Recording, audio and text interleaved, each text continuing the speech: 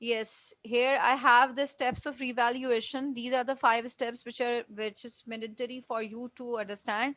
ये five steps बेटे revaluation के लिए आप इसको learn भी कर लीजिएगा, इसके screenshots भी ले लीजिए. But what you have to do, steps of revaluation number one, journal entry of adjustment. जो भी journal adjustments होंगी उसकी journal entry record करनी है. ठीक है.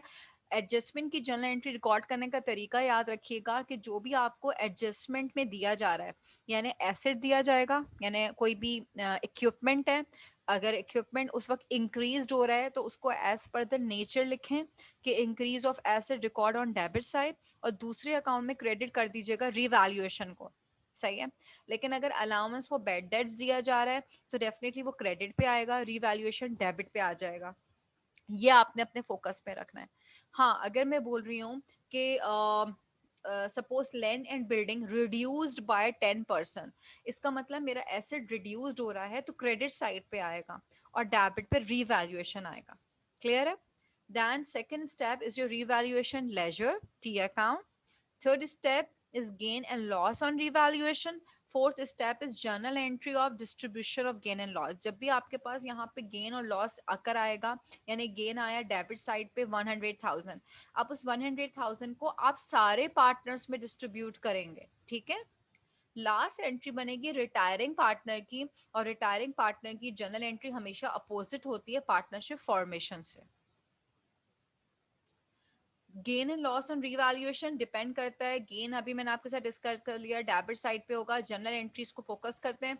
Revaluation will be debit in case of gain. जब भी गेन होगा तो रीवैल्यूएशन डेबिट होगा, और पार्टनर्स के सारे पार्टनर्स के कैपिटल क्रेडिट होते हैं. ठीक है. My internet connection is again unstable.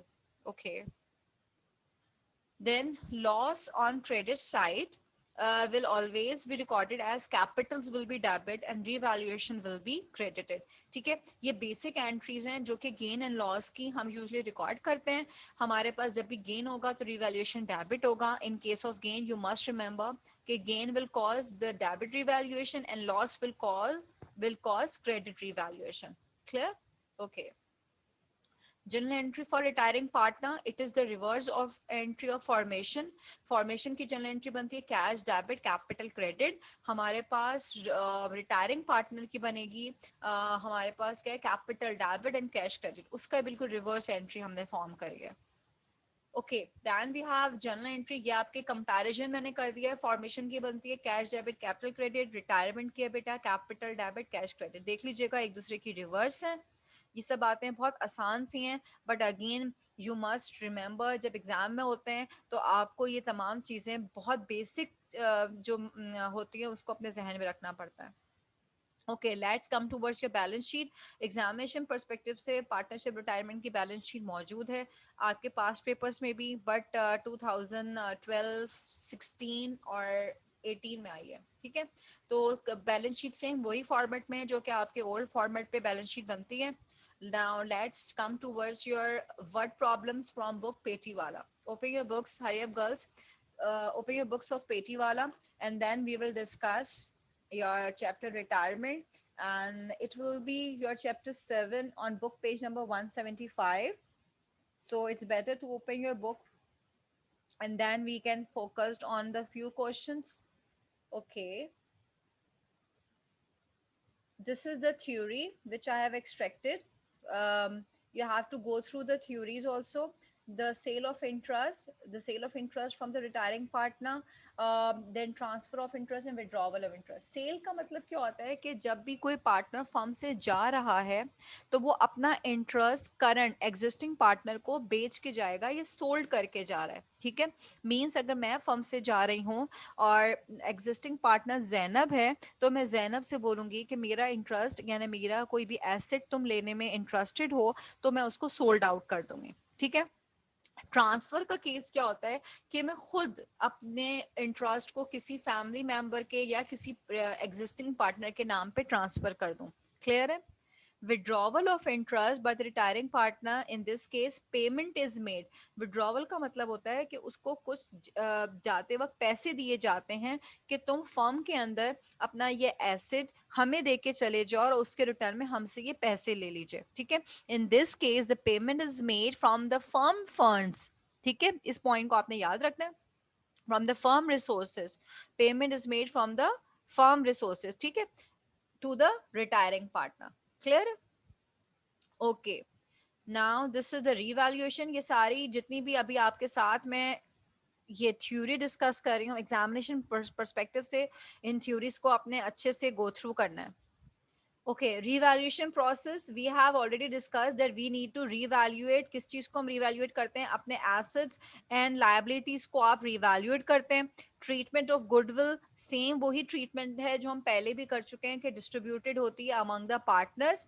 Goodwill show होती है बैलेंस शीट में बेटे, और बैलेंस शीट में कहाँ जाती है? आपके करंट एसेट्स में, ठीक है। और न्यू बैलेंस शीट आप बनाएंगे तो आपके एसेट्स के करंट एसेट्स में गुडविल रिकॉर्ड होगी।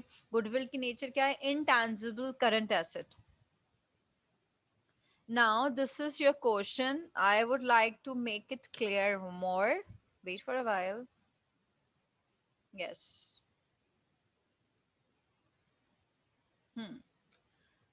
स्टिल बहुत ब्लर हो रहा है, ज्यादा अच्छा नहीं है। ओके, बट अगेन चले आप लोग अपने बुक्स खोलें जरा, बुक्स में एक दफा आपको रिवाइज करा देती हूँ। आपका ये सेल ट्रांसफर विड्रॉवल है, I will go it faster, क्योंकि आज आप लोग रिटायरमेंट का ऑनलाइन सेशन का आप लोग का फर्स्ट लेक्चर है, तो इसको फोकस करते हैं। आप लोग की बुक पे होगा बेटा, ये बुक पेज नंबर होगा 176 आई थिंक, या you can check it whether it is on 176 or not, but I think it is on 176. We have Ibrar, Bashi, and Chaman. We are three partners. Name of the partner is not clear. Sorry for that.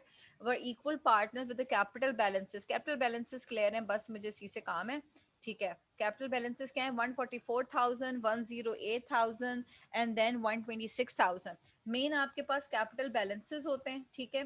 पहला case है Ibrar sell his entire interest to Bashi. Ibrar अपना सारा interest बाशी को दे के जा रहा है।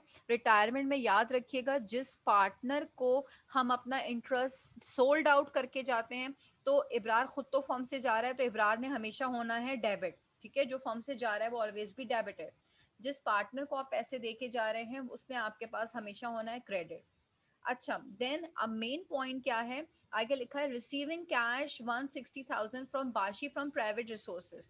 जो भी पैसे आपके पास प्राइवेट रिसोर्सेज पे होंगे बेटा, इसको आपने पेंसिल से कट कर देना है। इसकी कोई रिकॉर्डिंग बोर्ड परस्पेक्टिव से नहीं होती, क्योंकि ये आप उसको पर्सनली पे कर रहे हैं। आपने एक्चुअली जो रिकॉर्डिंग करनी होगी, जो बाशी का कैपिटल क्वेश्चन में गिवन होगा, आपने उससे रिकॉर्डिंग करनी है। Clear? Then we have second adjustment. Ibrar sale his entire interest to Chaman. Ibrar ने अब अपना सारा इंटरेस्ट चमन को दे दिया, सिर्फ name of the person change हुआ है, बाकी सारी आपकी सेम एंट्री वही है, ठीक है। इब्रार डेबिट, क्योंकि इब्रार रिटायरिंग पार्टनर है, हमेशा डेबिट होगा। चमन को अपने सारा उसने इंटरेस्ट दिया है, तो चमन क्रेडिट हो जाएगा। अमाउंट जो आपके पास प्राइवेट रिसोर्सेज की है, अगेन चमन के केस में आपने इस 120,000 को भी पेंसिल से कट कर देना है, और पैसे वही रिकॉर्ड होंगे जो कि इब्रार का कैपिटल होगा। क्लियर? देन वी हैव, अच्छा बैलेंस शीट्स को मैं आपके साथ अभी डिस्कस नहीं कर रही हूँ, बैलेंस शीट सेम आसान सी हैं। डेबिटेड साइड्स पे आपके सारे चले डिस्कस करते हैं। एसेट्स हैं यानी cash and other assets. Credited या इक्विटी साइड्स जो है उस पर अकाउंट्स पेबल, बाशी एंड चमन है, ठीक है। अगर क्वेश्चन में देखा जाए तो क्वेश्चन में आपके पास इब्रार मौजूद है, लेकिन इब्रार क्योंकि फर्म से रिटायर हो गया है, तो न्यू बैलेंस शीट में आपके पास इब्रार नहीं होगा। हाँ, बाशी का जो कैपिटल है 108, उसमें आप इब्रार के 144,000 ऐड कर देंगे, क्योंकि बाशी के पास 144,000 क्रेडिट हुआ है। Is this clear? तो यहाँ पे अपने पास 252 के आगे लिख लीजिए 108,000 प्लस 144,000, जो इसका एक तो अपना कैपिटल है वो, ठीक है, और एक जनाब इसने जो ये वाला कैपिटल लिया है ना बेटा, ये वाला इब्रार से, वो इन दोनों का जो सम है वो 252 आ जाएगा। क्लियर? बस ओनली ये चेंजिंग है, बाकी आपकी तमाम बैलेंस शीट सेम होगी। In same as question number 2 also, कि बाशी के पास पहले हमारे पास कितना था जनाब? बाशी के पास 108 था, ठीक है। बाशी ने किसको दिया है? चमन को दिया है सेकंड केस में, सॉरी इब्रार ने दिया है चमन को। इब्रार के पहले वाले पैसे, इब्रार ने, हाँ, इब्रार के पहले वाले पैसे कितने? 144,000 है। अब वो 144,000 चमन ने लिए हैं, हमने इन 144 को चमन के पैसों में रिकॉर्ड कर देना है, 270 में ऐड कर देंगे। अब ये 270 कैसे आया, पेंसिल से लिखिए अपने पास, 126,000 plus 144,000, you will get the amount 270. Clear? Okay. One, हाँ या we have, wait for a while, क्या, ओके सेकंड केस के बाद मेरे पास है case 3. Ibrar sales 2/5 interest to Bashi. Ibrar ने बाशी को 2/5 इंटरेस्ट दिया है. अब इब्रार की कौन सी अमाउंट है जिसपे आप 2/5 अप्लाई करेंगे? इब्रार के कैपिटल पे 144,000 मल्टीप्लाई बाय 2/5 जो कि आपको ऑलरेडी गिवन है, ठीक है. और रिमेनिंग उन्होंने कहा है चमन को दिया है. अब सिंपल सी बात है बेटे, कोई भी चीज 5 है, 5 चीजें हैं, जैसे आपके फिंगर्स इस वक्त 5 हैं, उसमें से जो 2 है, वो 2 जो पार्ट है फैक्टराइजेशन का, 2 हिस्सा आपने बाशी को दिया है, तो डेफिनेटली 5 माइनस 2 3 बचेगा चमन के लिए. क्लियर है? मैंने इससे पहले भी आपको बताया था, जो नीचे का सम ऑफ फ्रैक्शंस हैं उसमें से आपने ऊपर वाले फ्रैक्शन को माइनस कर देना है, and then you will get the answer. Clear? Okay, then this is your case 3. We have done. I am proceeding towards your transfer. This is your transfer. Okay, it is cleared question. Fine, ये तो clear है. Transfer of interest. This is your second case. हमने partnership retirement में कितने cases किए हैं? Basically 6 cases किए हैं. सबसे number 1 case है आपके पास sales का, then transfer and withdrawal. Transfer में क्या होगा कि आपका जो रिटायरिंग पार्टनर है वो अपनी खुशी से अपने दूसरे पार्टनर्स को या फैमिली मेंबर्स को देके जाएगा. एग्जिस्टिंग पार्टनर्स भी हो सकते हैं, फैमिली मेंबर्स भी हो सकते हैं. Now, I will start the question. Faisal, Ghani and Habib were partners sharing profit and losses in the ratio of their capitals. अच्छा बेटा ये तो यहाँ देखें, profit and loss share कैसे हो रहा है? Ratio of their capitals ratio follow हो रहा है. The balance sheet stood at under. Debit side will be your asset side. Credit side will be your equity side. Now, Faisal retire from the firm. Faisal firm से जा रहा है. फैसल के capital को आपने इस तरह हाईलाइट कर देना है, ठीक है. Then required get journal entries in each of the following assumptions. Number one, Faisal transfer his entire interest. Faisal अपना सारा कुछ इंटरेस्ट किसको दे रहा है? अपनी डॉटर रुबीना को. With consent means permission of other partners. ठीक है, consent का मीन्स होता है एग्री होना. फैसल का कैपिटल है 90,000. जो रिटायरिंग पार्टनर होता है वो हमेशा डेबिट होता है, और जिस पार्टनर को दिए जाते हैं वो क्रेडिट है, ठीक है. फैसल डेबिट एंड रुबीना's capital credit from with the amount of 90,000. It is clear? Then second, Faisal transfers 1/3 interest to his wife.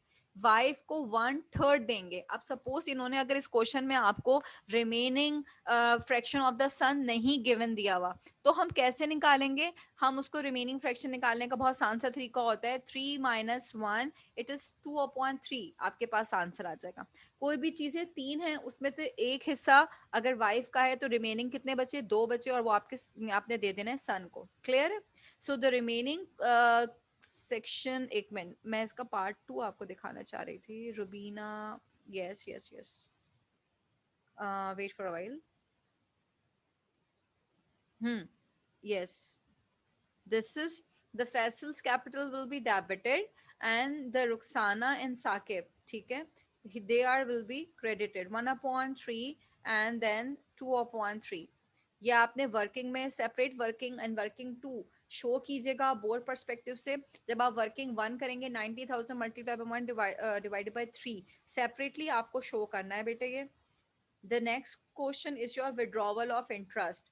ठीक है, ये आपका थर्ड केसेस हैं. आज मैं आप लोगों के साथ ये तीनों केसेस रिवाइज करूंगी. देन नेक्स्ट क्लासेस में हम लोग अपने रिवैल्यूएशन, बोनस एंड गुडविल को फॉलो करेंगे. क्लियर है? Then problem number 5 we have withdrawal of interest.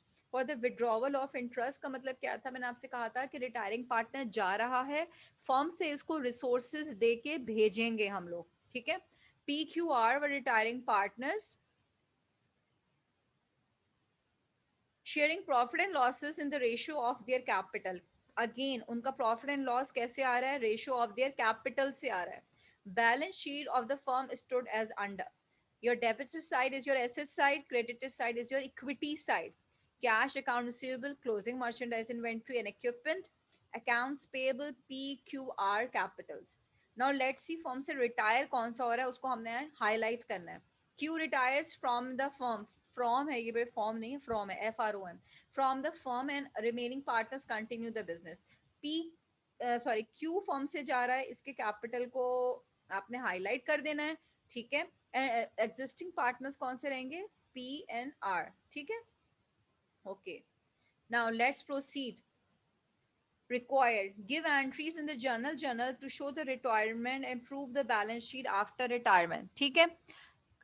Case one, Q is paid ₹150,000, ये Q को 150,000 कैश हम दे रहे हैं, ठीक है, cash from the firm resources, firm से वो कैश लेके जा रहा है 150 और उसको इक्विपमेंट हम दे रहे हैं 300, ठीक है, ये रहा 300 इक्विपमेंट है। अब फर्म से वो कितने पैसे लेके जा रहा है, कैश 150, इक्विपमेंट 300,000, टोटल उसका कैपिटल क्या हो जाएगा 450, 150 cash and 300 will be your equipment.